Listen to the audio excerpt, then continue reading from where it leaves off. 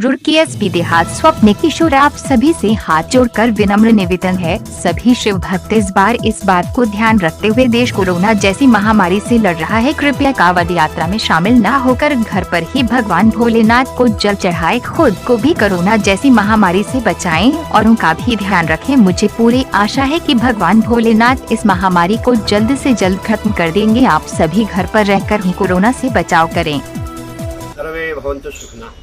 उत्तराखंड सरकार द्वारा इस वर्ष होने वाले कांवड़ मेला 2020 को विश्व में चल रही कोरोना महामारी को फैलने से रोकने का निर्णय जो लिया गया है, आप सभी शिव भक्तों से मेरी ये अपील है कि इस वर्ष गंगा जल लेने हेतु हरिद्वार ना पहुँचे।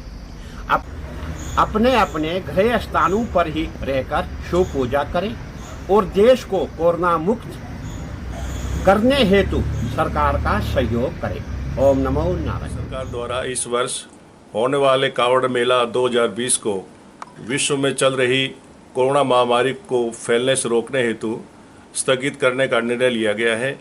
अतः आप सभी शिव भक्तों से मेरी ये प्रार्थना है कि इस वर्ष गंगा जल लेने हेतु हरिद्वार न पहुँचें।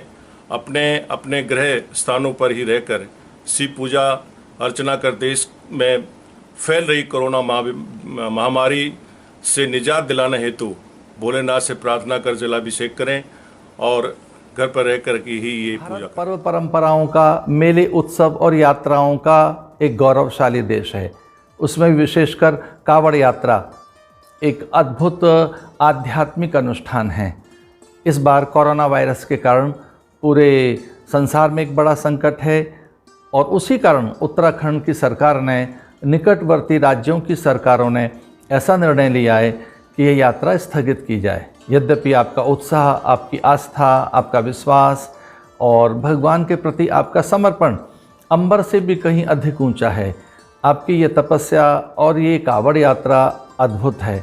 ये भारत की एक ऐसी यात्रा है जिसमें भारत की आत्मा के दर्शन होते हैं, लेकिन प्राण और जीवन अधिक मूल्यवान है। हम कांवड़ियों का आह्वान करते हैं कि अपने ही गली मोहल्ले में, घर में मानसिक जप तप कर और वहीं जलाभिषेक करके इस यात्रा को आत्मिक रूप से, मानसिक रूप से संपन्न करें। ऐसा करना लोकहित के लिए होगा, ऐसा करना देश हित के लिए होगा।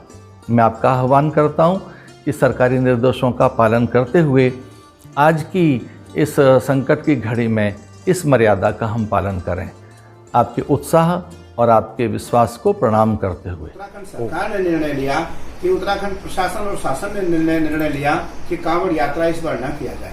निस्संदेह बहुत अच्छा निर्णय है।